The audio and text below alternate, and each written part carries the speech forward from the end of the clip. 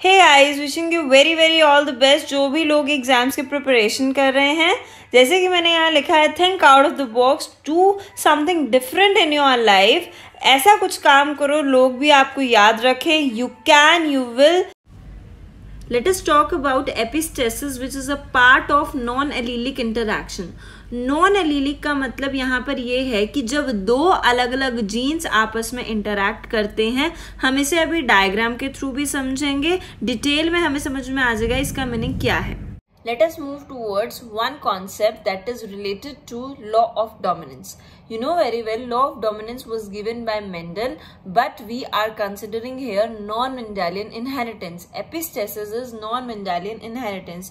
Means we can say dominance, which is Mendel's law, and epistasis, which is non-Mendelian inheritance. They are related at some way or the other. अब यहाँ पर हमें जब epistasis का मतलब समझना है तो मैं आपको पहले सिंपल सी लैंग्वेज में एक बात बताती हूँ। जैसे कि some days before actor Sushant Singh Rajput was found dead।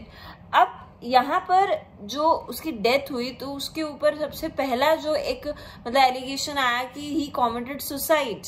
But अब committed suicide, what was the reason? Reason was nepotism. Everyone was saying that the reason was nepotism, although the story was curling again and again, twisting again and again, but the first allegation was nepotism. So the nepotism means the nepotic kids or the star kids, they are dominating in the industry than the outsiders. Means अगर वहां पर nepotic kids हैं तो obviously वो mask करते हैं बाहर से आने वाले एक्टर्स को। ऐसे अगर हम अपनी क्लासेस की बात करते हैं तो if there are two categories of students, one category is of intelligent students, confident students, and other is of weaker or low confident students. अब जब इन दोनों को हम देखते हैं क्लास में तो जो कॉन्फिडेंट बच्चे होते हैं, they take participation in each and every discussion and they kind of create dominating environment in the class, so that the weaker जो बच्चे होते हैं वो थोड़ा सा अपने आप को inferior feel कराते हैं। तो वहां पर भी जो intelligent, जो confident बच्चे हैं वो अपने जो expression है, अपना जो participation है, उससे mask करते हैं weaker students को। बस यही मतलब यहाँ पर हमें यूज करना है। अब इसका जो ग्रीक वर्ड है ये कहाँ से आया? एपिस्टेसिस ग्रीक वर्ड से, जिसका मतलब होता है स्टैंडिंग ओवर। अब major difference between the dominance and epistasis. In this case, in the dominance case, I have drawn two homologous chromosomes, and here I have shown only one locus for one gene, and the gene is of color red color. Here, this is for example, we can say mother's chromosome, this is father's chromosome. Mother's chromosome is having gene for color and the allele for red color is capital R here, and here you can see father's chromosomes में क्या है? father chromosome में small r लगा दिया गया है। small r भी red color के जीन को ही represent कर रहा है, but वो recessive form में है, तो capital R is dominating over small r. But in epistasis you can say, epistasis में क्या हो रहा है? यहाँ पर दो जीन्स बनाए गए हैं, capital A and small b। अगर आप ध्यान से देख पा रहे हो, मैंने यहाँ पर जीन ही बदल दिए हैं, यहाँ जीन सेम था।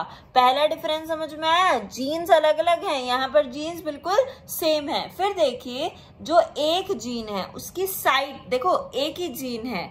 अब एक ही जीन है तो ऑब्वियसली उसका एड्रेस भी एक ही होगा, तो बस लोकस को हम बोलते हैं address of gene.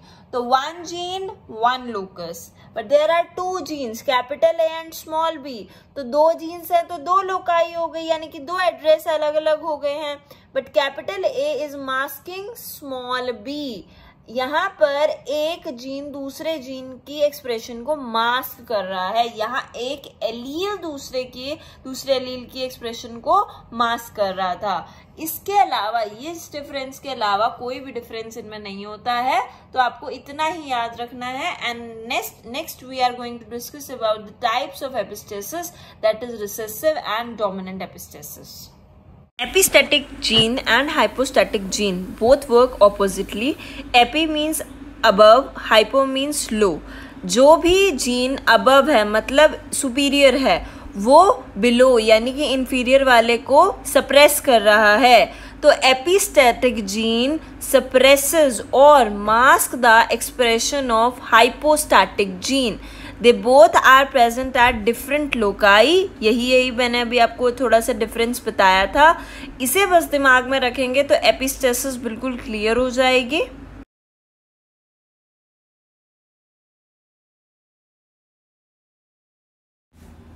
Okay I can understand bakery shops का नाम देखकर आपका थोड़ा सा केक्स के बारे में, पेस्ट्रीज के बारे में दिमाग में आ रहा होगा, है ना। सलाइवा का जो अमाउंट है वो भी इंक्रीज हो रहा होगा। But we are here for the discussion of recessive epistasis by one analogy taking big bakery shop and small bakery shop examples.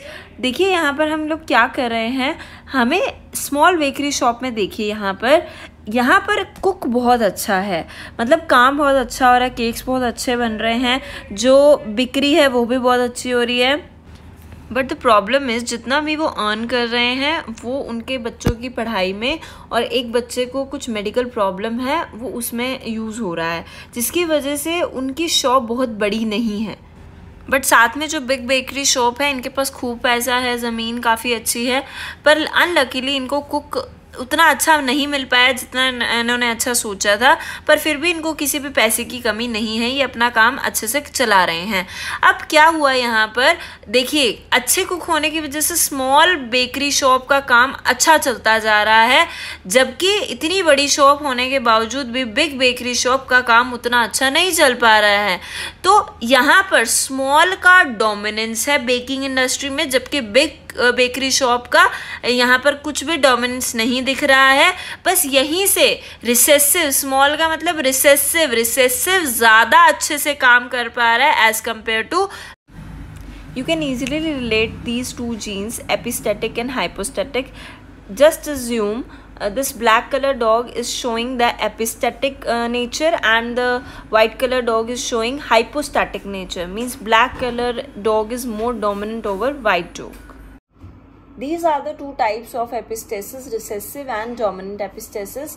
Here you can see, मैंने बहुत सिंपल सी भाषा में लिखा है, जहाँ दो जीन्स में से एक छोटा जीन क्या है, राजा है। अभी एनालॉजी पढ़ी है स्मॉल बेकरी शॉप, बस वही यहाँ पर लगा दो। डोमिनेंट एपिस्टेसिस को याद रखने की जरूरत नहीं है, इसमें सिंपल सा मीनिंग वहीं से पता चल रहा है। डोमिनेंट वाला जीन एपिस्टेसिस करेगा, मास्क करेगा, रिसेसिव वाला जीन मास्क करेगा, बस सिंपल सी बात है। अब let us study recessive epistasis in little bit detail. अगर आपकी बुक्स में जैसे डिफरेंट स्कूल्स में अलग अलग बुक्स होती हैं, डिफरेंट कॉलेजेस में अलग अलग बुक्स होती हैं, तो I am just taking one example. You can relate this example with your book examples. जैसे कि मैंने एग्जाम्पल यहाँ पर दिया है, coat colour in Labrador retrievers. These are the dog breeds. आप लेब्रा डॉग्स के बारे में बहुत अच्छे से जानते हो, काफ़ी लोगों को डॉग से बहुत प्यार भी होगा। तो बस उनके ऊपर जो स्किन के ऊपर जो आप हेयर देखते हो, आप देखते हो कि हैं तो सारे कुछ जैसे एक साथ आप लेब्रा डॉग्स देख रहे होते हो, बट उनके अंदर कलर वेरिएशंस होती हैं। उनके जो हेयर का जो कलर होता है उसको हम कोट कलर बोलते हैं, उसमें वेरिएशंस होती हैं। तो वो वेरिएशंस को पढ़ना है हमें। अब यहाँ पर देखो रिसेसिव एपिस्टेसिस का क्या रोल है यहाँ पर। See, I have taken here 2 homologous chromosomes, these are the 2 loci. अब एपिस्टेसिस है तो मैं अगेन रिपीट कर रही हूँ, हम यहाँ 2 लोकस की बात करने वाले हैं। तो 1 locus of these homologous chromosomes contains gene for what? Color, coat color। ये जो कैपिटल बी है ये क्या डिपिक्ट कर रहा है? ब्लैक कलर को। ये जो स्मॉल बी है ये क्या डिपिक्ट कर रहा है? ब्राउन कलर को। इसका मतलब ये जो कलर वाला जो जीन है ये हेटेरोजाइगस फॉर्म में है, कैपिटल बी स्मॉल बी की फॉर्म में है। कैपिटल बी ब्लैक के लिए है, स्मॉल बी ब्राउन के लिए। यहाँ पर ब्लैक कलर को डोमिनेटिंग माना गया है इन दोनों एलील्स में से। सबसे पहले अभी आप ई को छोड़ दीजिए, अभी आप सिर्फ कैपिटल बी स्मॉल बी को देखिए, एक ही जीन को देखिए। इन दोनों में से जो ज्यादा एक्सप्रेसिव कौन सा है? Capital B. यहाँ वही लॉ ऑफ डोमिनेंस सिंपल सा लग रहा है। एलील्स के बीच में हमेशा लॉ ऑफ डोमिनेंस ही लगेगा। अब बात आती है दूसरे लोकस के दूसरे जीन के बारे में। दूसरा जीन है ई जीन। ई जीन क्या रिप्रेजेंट करता है? ई जीन का मतलब होता है कि क्या ये जीन कलर को डिपॉजिट होने देगा या नहीं। जैसे जो हेयर होते हैं, फॉर एग्जाम्पल अगर मैं आपको इस तरीके से बताऊं, ये हेयर है, ये हेयर शाफ्ट है, यहाँ से हेयर ग्रो कर रहा है, तो यहाँ जिस कलर की डिपोजिशन होगी ऑब्वियसली उसी फॉर्म में कलर आगे हेयर ग्रो करेगा। तो यहाँ पर अगर डार्क कलर डिपॉजिट होगा, जैसे कि ब्लैक या ब्राउन, डार्क जो यहाँ पर वर्ड दिया गया है, डार्क के लिए हम लोग यहाँ पर ब्लैक और ब्राउन दोनों को यूज कर रहे हैं, ठीक है। अगर तो ई जीन, कैपिटल ई जीन अपना काम कर रहा है तो डिपोजिशन होगी, ब्लैक या ब्राउन कलर मिल जाएगा। पर अगर स्मॉल ही है, क्या है, स्मॉल ई है, तो ये क्या करता है, ये अलाउ नहीं करता है। अगर स्मॉल ई है तो ये अलाउ नहीं करेगा कि डार्क पिगमेंट आए। मैं डार्क पिगमेंट को बता देती हूँ, ये ब्लैक या फिर ब्राउन दोनों के लिए है, ठीक है। बट हम लोग तो यहाँ पर रिसेसिव एपिस्टेसिस पढ़ रहे हैं, तो रिसेसिव एपिस्टेसिस का क्या मतलब है? रिसेसिव हमेशा ही, देखो हमेशा याद रखना, मैं पहले भी बता चुकी हूँ ये बात, जब भी किसी रिसेसिव जीन को एक्सप्रेस करना है तो वो हमेशा होमोजाइगस फॉर्म में होगा। तो देखो जब स्मॉल ई ऐसा कॉम्बिनेशन जब होमोलोगस क्रोमोसोम्स में आएगा तभी जाकर रिसेसिव एपिस्टेसिस हो सकती है। ऐसा नहीं है कि सिर्फ स्मॉल ई हो तो काम चल जाएगा।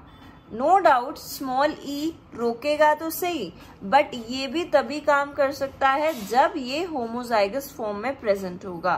तो if it is present in homozygous form then hair colour will be yellow, neither black nor brown, only yellow when small e is present in homozygous recessive form. This is called recessive. अगर इतना समझ में आ गया तो आगे भी easy है यहाँ पर।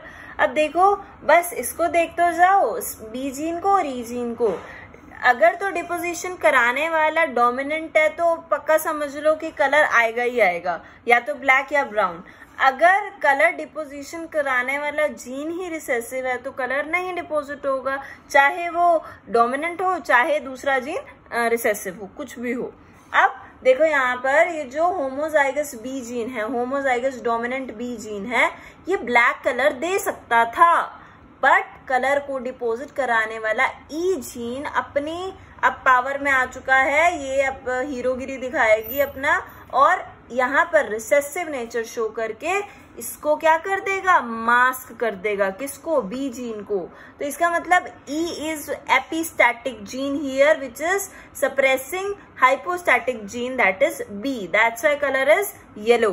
अब यहाँ देखो ये वाला अगर हम देखें तो स्मॉल बी किसको रिप्रेजेंट कर रहा है, ब्राउन कलर को, और जो कैपिटल ई है वो किसको डिपिक्ट कर रहा है कि भाई कलर आएगा, कलर या तो ब्लैक आना था या ब्राउन आना था। और भाई ई जी ने भी सलामती दे दी है कि ठीक है जी, सहमति दे दी है कि हाँ ठीक है जी चलो कलर आने दो। अब कलर डिपॉजिट हुआ और कलर क्या आ गया, ब्राउन आ गया। नेक्स्ट अब आप खुद से रिलेट कर सकते हो। लास्ट देखो यहाँ पर लास्ट वाला फिर से स्मॉल बी है, फिर से ब्राउन कलर आना चाहिए था, बट ब्राउन कलर लाने के लिए ई जीन यहाँ पर डोमिनेंट फॉर्म में नहीं है, यहाँ पर फिर से हीरो आ चुका है, अपना काम करेगा और इसके एक्सप्रेशन को दबा देगा।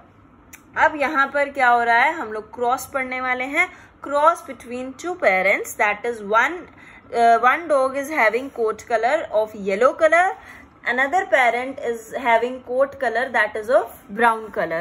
So when they cross together, when they reproduce together, on attaining reproductive maturity, gametes formation will occur. Gametes formation, see here, imagine this is the female parent, this is the male parent. Now this female parent will produce two types of gametes, capital B, small e. यहाँ पर भी दो type के gametes हैं, small b, capital E. अब यहाँ पर ये जो कैपिटल B स्मॉल e है, ये गैमीट्स फीमेल के मेल के साथ फ्यूज करेंगे। जब वो फ्यूज करेंगे तो F1 जनरेशन मिल जाएगी। Now see here the interesting thing is the colour of female parent was yellow, the colour of male parent was brown, but if you can see the F1 generation is different, the color is black। तीनों combination जो हम ऊपर पढ़ते आ रहे हैं वो तीनों यहाँ पर दिख रहे हैं, 2 पेरेंटल में दिख गए, एक F1 जनरेशन में दिख गया है। तो अब जब F1 जनरेशन हमें मिल गई है तो अब हमें F2 जनरेशन को सॉल्व करना है। F2 जनरेशन फाइंड आउट करने के लिए we need to self cross F1 generation. So consider this parent as female and self cross this parent with another parent and consider that parent as a male parent. Now these two parents on attaining reproductive maturity will produce gametes.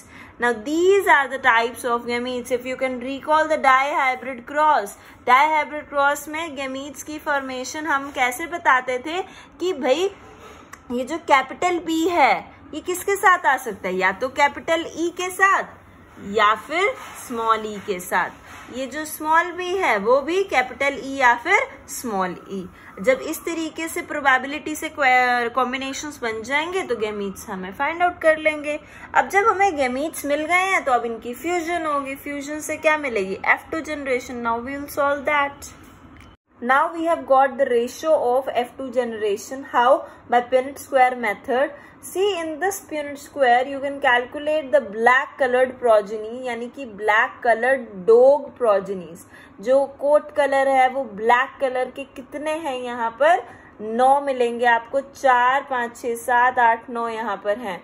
अब अगर आप देखें तो उसके बाद जो dark pigment में black के बाद थी ब्राउन, तो ब्राउन का जो रेशियो आएगा वो कितना आएगा, 3। अब उसके बाद क्या देखेंगे हम यहाँ पर, लाइट कलर यानी कि येलो कलर का अगर हम देखें तो येलो कलर कितना है, 4। आपको ऐसे नहीं सोचना है कि 9:4:3 लिख दो, नहीं, वो गलत हो जाएगा। क्यों? क्योंकि हमें यहाँ पर एग्जैक्टली क्या देखकर चलना है, डार्क पिगमेंट को आप प्रेफरेंस दो, फिर हमें किसके बारे में पढ़ना है, यहाँ पर येलो पिगमेंट के बारे में पढ़ना है। जिस हिसाब से हमने सीक्वेंस पढ़ी है हम उसी हिसाब से रेशियो लिखते हैं। आप इस रेशियो को चेंज नहीं कर सकते। कई स्टूडेंट्स हैं यही गलती करते हैं, उन्हें लगता है कि जो नंबर ज्यादा है वो पहले लिख दो, नहीं, वो सीक्वेंशियली लिखना पड़ेगा यहाँ पर। Now you need to compare this phenotypic ratio that is 9:3:4 with the Mendelian dihybrid cross. Mendelian dihybrid cross phenotypic ratio was 9:3:3:1.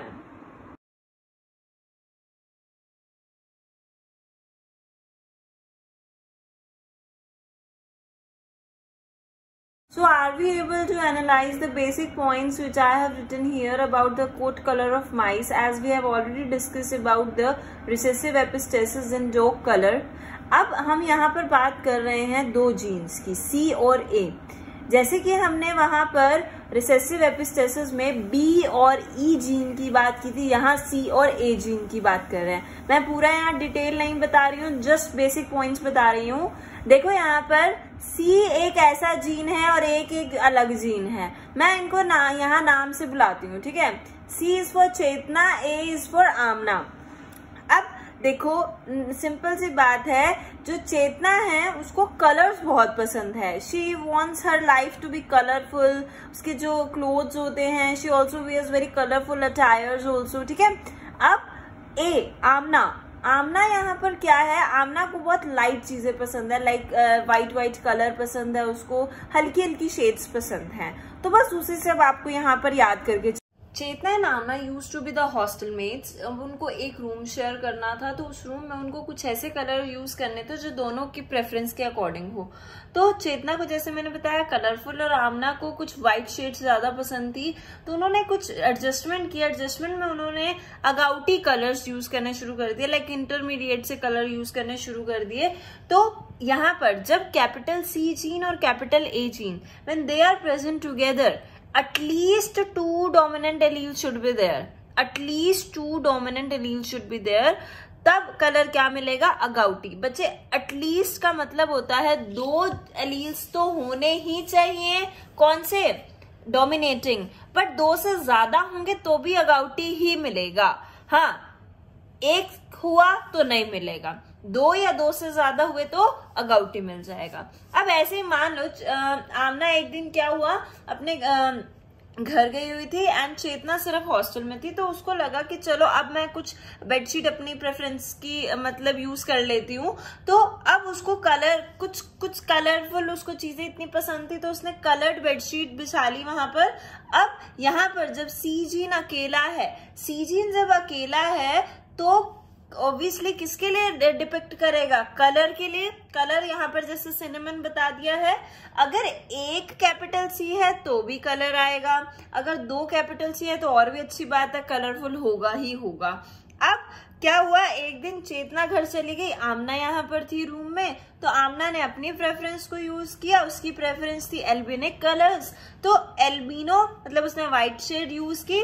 तो अब या तो कैपिटल ए हो सिंगल एलील, या फिर capital homozygous, capital A homozygous form में हो, तब भी क्या होगा यहाँ पर, तब भी कौन सा कलर आएगा, अल्बिनो आ जाएगा। There was time in hostel when both of Chetna and Amna got injury। अब जब दोनों को इंजरी हुई तो दोनों बेड पर आ गए, उनको ज्यादा काम नहीं हो रहा था, एंथुजियास्टिक नहीं फील कर रही थी, एनर्जी कम, इम्यूनिटी कम, मतलब थोड़ी रिसेसिव फॉर्म में। जितना वो एंथुजियास्टिकली पहले काम करती थी, अब वो उनका थोड़ा रिसेसिव नेचर आ गया था। तो देखो जब दोनों ही रिसेसिव हो गई हैं तब भी क्या कलर मिल रहा है, एल्बिनो, क्योंकि चेतना अपने कलर प्रेफरेंसेस को यहाँ भूल गई है अंजी, और जो आमना है उसका तो वैसे ही कलर एल्बिनो फेवरेट है, तो बस दोनों को याद रख लो, एल्बिनो आ जाएगा। पर यहाँ पर एक केस ध्यान रखना, वो केस है ये वाला। ये केस मैं आपको ऑलरेडी बता चुकी हूं कि जब स्मॉल सी भी होमोजाइगस रिसेसिव में होगा तब भी कौन सा कलर मिलता है, अल्बिनो। अब इसको यहां से याद नहीं करना है, कोई दिक्कत नहीं है, आप यहां से इसका कंसेप्ट जो मैंने आपको अभी बताया वैसे ही याद रखो। बस अपना जो मेन मोटिव है वो आपको याद रखना है, जब दोनों होमोजाइगस रिसेसिव हों तब भी क्या होगा, अल्बिनो हो जाएगा। ठीक है, Okay, so I'm pretty much sure that you are really getting what is dominant epistasis by watching this picture.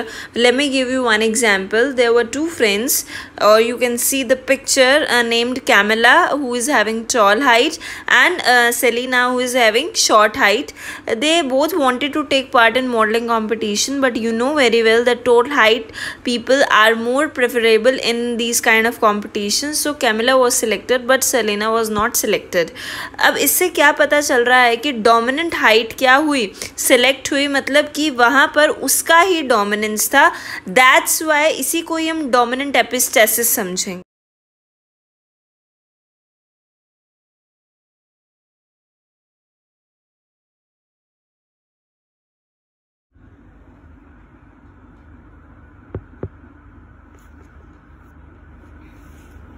Just now you saw the picture of the summer squash vegetables.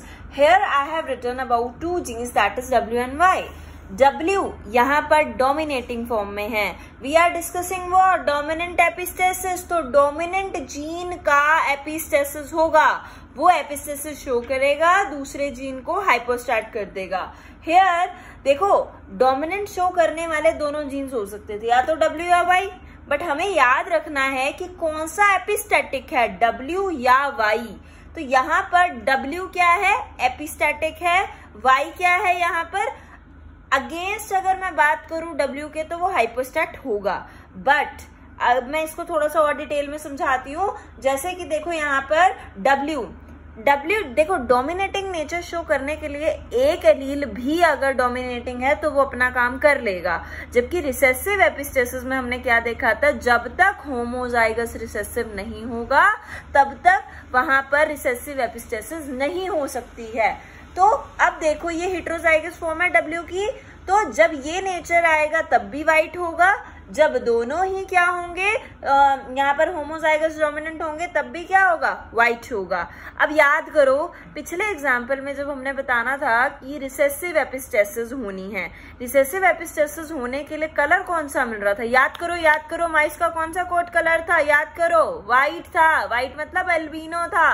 यहाँ पर dominating nature वाले का colour क्या है, white है। तो दोनों examples में मैंने आपको वहां स्टोरी के तौर पे बताया तो वैसे ही याद रहेगा। ऊपर से उसका एल्बिनो कलर और इसका व्हाइट कलर, उसके रिसेसिव में क्या था, व्हाइट। यहाँ पर क्या है, डोमिनेटिंग नेचर में क्या है, व्हाइट। तो रिजल्ट आपको याद रह जाएगा। अब देखो दूसरा जो जीन है, वाई जीन है, अगर वो डोमिनेटिंग फॉर्म में होता है तो वो येलो कलर देगा। But the condition is W हमेशा उस टाइम पर रिसेसिव होना चाहिए। अगर एक भी W डोमिनेटिंग हो गया तो येलो कलर नहीं दिखाई देगा, ये याद रख लेना। एक भी W अगर आ गया तो वो Y को हाइपोस्टैट कर देगा। अब यहाँ पर बात करते हैं, sorry I have written wrong here. यहाँ पर अगर हम बात करेंगे तो यहाँ पर आएगा इस तरीके से कैपिटल वाई स्मॉल वाई। अब यहाँ पर देखिए ये लास्ट केस है। लास्ट केस में मतलब जी व्हाइट वेजिटेबल की भी बात कर ली, येलो वेजिटेबल, ग्रीन तो अभी भी रहेगी, जो हम बोलते हैं हरी सब्जियां खानी चाहिए तो उनके बारे में तो बात कर लें। तो यहाँ पर देखो जब ना तो व्हाइट ना तो येलो कोई भी डोमिनेटिंग नेचर में नहीं है, तब क्या आएगा, ग्रीन कलर शो हो जाएगा। आई होप आप लोगों को रिसेसिव एपिस्टेसिस इतना डिटेल में समझाकर अब डोमिनेंट एपिस्टेसिस के भी मैंने बेसिक पॉइंट्स बता दिए हैं। उसके बाद आप इस स्क्वायर को देख के, पुनेट स्क्वायर को देख के आप इजीली रिजल्ट्स को एनालाइज कर सकते हो। तो अब देखो यहाँ पर सबसे पहले इन्होंने पहली लाइन वही बताई जो मैंने अभी अभी आपको बताया है कि W जो है वो डोमिनेटिंग फॉर्म में है, एपिस्टेटिक है ओवर वाई जीन। अब यहाँ पर क्या हुआ, पेरेंट्स की क्रॉसिंग हुई। पेरेंट्स कौन कौन से लिए, एक लिया वाइट एक लिया ग्रीन।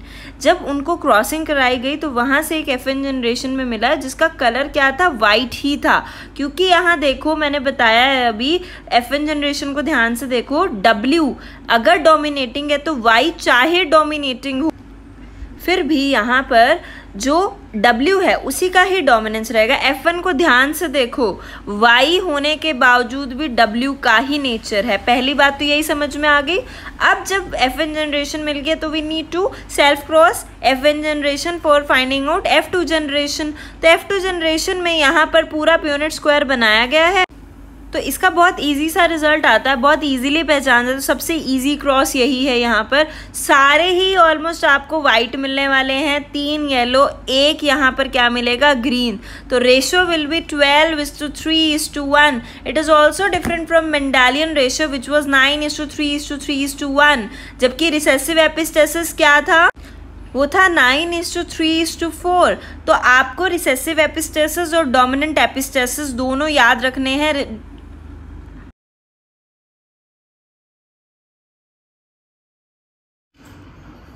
बहुत हो गया ये मेंडल की स्टोरीज, बहुत हो गए मेंडल ने जितने भी पाइसम सिटाइवम के बारे में जो कैरेक्टर्स दिए।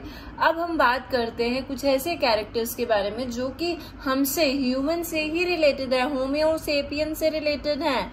तो यहाँ पर हम लोग बात करने जा रहे हैं एक very new concept, unique concept, that is polygenic inheritance. Polygenic, poly means many, genic means genes. अब यहाँ पर ना तो एक जीन ना तो 2 जीन, यहाँ बात हो रही है मैनी जीन्स की। आपने क्या पढ़ा अभी, मोनोहाइब्रिड क्रॉस, आपने डाईहाइब्रिड क्रॉस भी पढ़ लिया, बट क्या आपने 3 जीन्स के बारे में पढ़ा, नहीं पढ़ा। तो अब हम बात करेंगे एग्जैक्टली 3 to 4 जीन्स के बारे में जो कि पॉली जीन्स कहलाए जाते हैं। The traits which are coded by polygenes, they are known as polygenic traits। क्या बोलते हैं उन्हें, polygenic traits।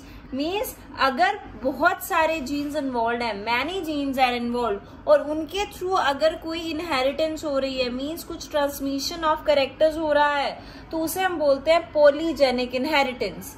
अब यहाँ पर आपको जो मेन पॉइंट याद रखना है वो है इसके एग्जाम्पल्स। एग्जाम्पल्स में सबसे इम्पोर्टेंट जो एग्जाम्पल आपको याद रखना है वो 2 है।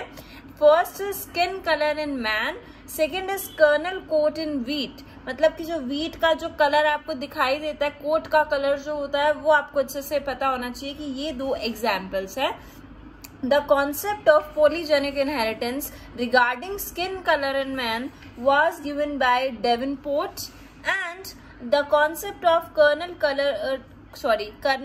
coat in wheat was given by Nelson L. and East. These are the 2 different biologists जिन्होंने इनके ऊपर काम किया था। एंड यहाँ पर हम बात कर रहे हैं लास्ट पॉइंट जो यहाँ का मैं डिस्कस करने वाली हूँ, वो है क्यूमुलेटिव इफेक्ट। इसको आप थोड़ा सा बाद में आराम से समझ पाओगे। अभी मैं आपको एक सिंपल से लैंग्वेज में बता देती हूँ कि मान लो यहाँ 3 जीन्स हैं ABC, ठीक है, तो जो एक्सप्रेशन दिखाई देगी वो ये तीनों कैसे काम कर रहे हैं उस पर डिपेंड करती है। मतलब कि अगर एक्सप्रेशन होगी, अगर यहाँ पर कुछ ना कुछ ट्रेट नजर आएगा, मान लो स्किन का कलर ही है, तो ये A gene, B gene, C gene कैसे प्रेजेंट है, क्या वो होमोजाइगस में है, क्या वो हेट्रोजाइगस है, यहाँ से ही पता चल पाएगा। इसीलिए हम इसको क्यूमुलेटिव और टोटल इफेक्ट बोलते हैं, तीनों को मिलाकर जो इफेक्ट होगा। पोली जीन्स के बारे में जब बात कर रहे हैं तो स्किन कलर की बात ना हो ये तो हो नहीं सकता, बिकॉज पोली जीन्स का best example skin colour in man है। अब यहाँ पर देखिए डेवेनपोर्ट ने क्या बताया था, he told that there can be involvement of 3 pair of genes or 2 pairs of genes in what? In melanin production. Melanin is what? Melanin is a pigment which produces color of the skin. अब आपने ये बातें काफी बार सुनी होंगी कि जैसे जिनका कलर डार्क होता है उनके अंदर मेलानिन ज्यादा होता है, जिनका कलर लाइट होता है उनका मेलानिन कम होता है। तो आज हम उसको समझते हैं कि मेलानिन कैसे रिलेट कर रहा है। देखिए मैंने यहाँ पर एक क्रोमोसोम बनाया है। Here 3 genes are written, A, B and C. ये 3 अलग अलग लोकस पे हैं। तो जैसे मैंने आपको पहले भी बताया है एपिस्टेसिस के केस में वहां पर भी 2 लोकाई इन्वॉल्व थी, यहाँ 3 लोकाई इन्वॉल्व है। तो जब 3 लोकाई इन्वॉल्व हुए तो 3 जीन्स का इन्वॉल्वमेंट है A, B, C। अब यहाँ पर हमें क्या करना है, मैं आपको अभी एक टेबल दिखाऊंगी, उसमें आपको पता चलेगा कि हम लोग किस तरीके से डोमिनेंट जीन्स को काउंट करते हैं और number of pairs of dominant genes is directly proportional to the amount of melanin produce। यहाँ पर देखिए जैसे for example, just for example, आप इस सबको भी भूलिए, सिर्फ इसको देखिए। यहाँ पर मैंने A gene, B gene, C gene लिखा, तो A जीन के दोनों एलील लिखे, B जीन के 2 एलील और C जीन के 3 एलील्स। अब सारे ही डोमिनेटिंग हैं, टोटल 6 एलील्स आर डोमिनेटिंग और I can say 3 pair of genes are dominating. तो जब ऐसा होगा तो मेलानिन का अमाउंट बहुत कम हो जाएगा, पर्सन का कलर लाइट होगा। तो जैसे जैसे डोमिनेंट जीन्स का नंबर बढ़ता है वैसे वैसे लाइट शेड बढ़ती है, जैसे जैसे डोमिनेंट जीन्स का नंबर घटता है वैसे वैसे मेलानिन का अमाउंट भी इंक्रीज हो जाता है। अब यहाँ पर देखिए हमने क्या किया, एक पेरेंटल जनरेशन का क्रॉस कराया, एक ऐसा ह्यूमन बीइंग जिसका कलर काफी डार्क है, एक ऐसा ह्यूमन बीइंग जिसका कलर काफी लाइट है। They cross with each other, reproduce with each other. अब यहाँ पर क्या हुआ, जब रिप्रोडक्शन हुई तो गैमीट्स बने, 3 टाइप के गैमीट्स बन जाएंगे A, B, C। यहाँ पर भी capital A, capital B, capital C। FN generation क्या आ गई, ये आ गई। आप यहाँ पर देखिए तीनों जीन्स में से यानी कि 3 पेयर ऑफ जीन्स में से एक एलील क्या है, डोमिनेटिंग है और एक क्या है, रिसेसिव है। ऐसे कलर को मुलाटो बोलते हैं। अब इसकी हम F2 जनरेशन के बारे में डिस्कस करेंगे नेक्स्ट। F2 जनरेशन के बारे में मैं आपको डिटेल में बता दूंगी, पर पहले आप इस चार्ट को समझ लीजिए। ये समझ आ गया तो लाइफ जिंगल अला बोलते हैं ना, इसको कर डाला तो लाइफ जिंगल अला। बस इस चार्ट को समझ जाओ, लाइफ बिल्कुल आसान हो जाएगी, F2 जनरेशन ऑलमोस्ट इजी सारी हो जाएगी। अब देखो मैंने यहाँ जीन्स के सारे कॉम्बिनेशंस लिखे हैं। यहाँ पर मैंने नंबर ऑफ एलील्स के बारे में बताया, वहां पर मैंने शेड्स की वेरिएशंस बताई हैं, ठीक है। अब देखो यहाँ पर मैंने जो लिखा है किस हिसाब से लिखा है, सबसे पहले इसको यहाँ से यहाँ तक जाएंगे हम। क्यों? क्योंकि मैं आपको एक स्टोरी बता रही हूँ। यहाँ पर सिंपल सा एक एग्जाम्पल मैं आपको बताती हूँ। यामी गौतम जो कि फेयर एंड लवली की एड में मेन एक्ट्रेस हैं, है ना। अब उस एडवर्टीजमेंट में क्या है, यामी गौतम जब आई थी तब से लेकर अब तक वो काफी बार उस एडवर्टीजमेंट में अपीयर हो चुकी हैं। तो इतने प्रोडक्ट्स उन्होंने चेंज किए, तो ऑब्वियसली कुछ ना कुछ कमाल तो उसने कर ही दिया होगा। और अब तक तो वो इतने प्रोडक्ट्स मतलब बदल चुकी हैं फेयर एंड लवली के कि अब उनका कलर बिल्कुल ट्यूबलाइट की तरह चमकता होगा, ये ऐसा मुझे लगता है। अब जब वो आई थी इंडस्ट्री में, जब उन्होंने फेयर एंड लवली की एडवर्टीजमेंट करनी स्टार्ट की थी, तब हम मान लेते हैं कि उनका कलर बहुत ज्यादा डार्क था। हालांकि ऐसा होता नहीं है रियल लाइफ में, पर फिर भी हम अज्यूम करके चलते हैं बहुत ज्यादा डार्क था। जब बहुत ज्यादा डार्क था, फिर उन्होंने फेयर एंड लवली के प्रोडक्ट्स अपनाने शुरू कर दिए, तो कलर उनका थोड़ा चेंज हुआ, वेरी डार्क से डार्क में कन्वर्ट हुआ। अब जब उन्होंने फेयर एंड लवली का और प्रोडक्ट यूज किया तो उनका कलर भी फेयरली डार्क पर चला गया। फेयरली डार्क का मतलब जनरली व्हीटिश कलर के आसपास का कलर होता था, जो इंडियंस का नॉर्मल कलर हम देखते हैं। अब उसके बाद चेंज आया तो मुलेटो हो गया, फिर और प्रोडक्ट यूज किया तो फेयरली लाइट, फिर एक नया प्रोडक्ट हुआ तो लाइट, देन अब जब एंड प्रोडक्ट जो आने वाला है, जो मतलब फेयर एंड लवली पता नहीं आखिरी कब निकालेंगी, पर जब भी जो आखिरी प्रोडक्ट वो निकालेंगी तो तब उनका कलर क्या हो जाएगा, वेरी वेरी लाइट। अब बस इसी कलर वेरिएशंस को याद रखो और अब इसको जेनेटिक्स के फॉर्म में पढ़ लेते हैं। देखो मैंने यहाँ से बोला, मैं यहाँ से स्टार्ट करूंगी। यहाँ पर इस पूरे पॉलीजेनिक इनहेरिटेंस में आपको 2-4 वर्ड्स पे फोकस करना है।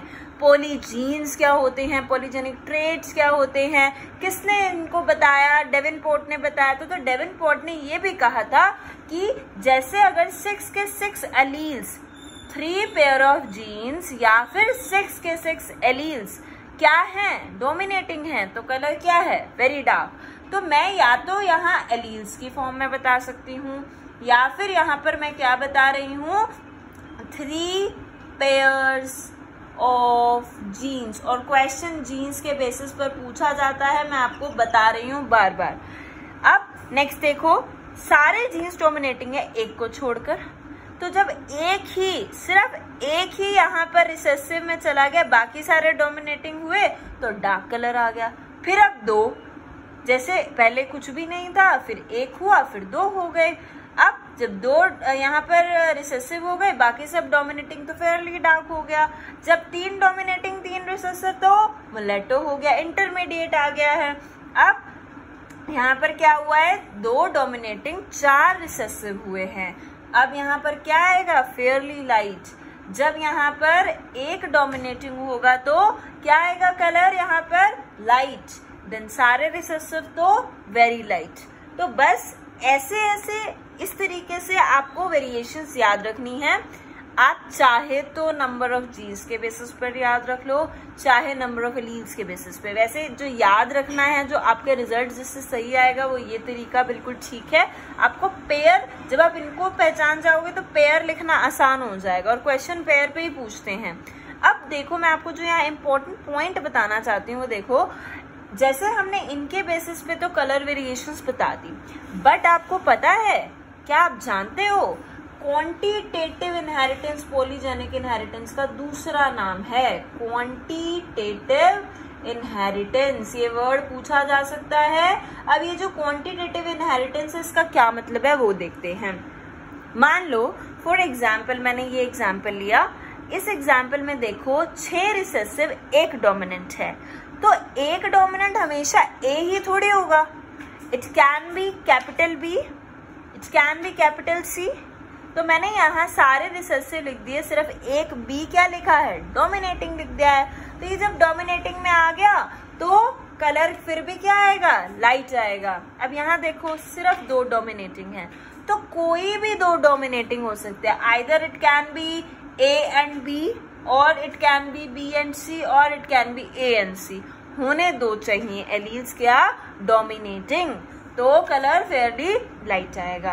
बस आप अगर ये कॉन्सेप्ट समझ गए तो आपको पूरा चार्ट इजी हो जाएगा। एक और मैं एग्जांपल बता देती हूँ यहाँ पर, जैसे हम ये वाला एग्जांपल लेते हैं, इसमें 1, 2, 3 और 4 डोमिनेटिंग है, तो कोई भी 4 डोमिनेटिंग लिख दो। यहाँ पर मान लो मैंने इस तरीके से लिख दिया, ये वाला केस, ये हो गए 4 डोमिनेटिंग।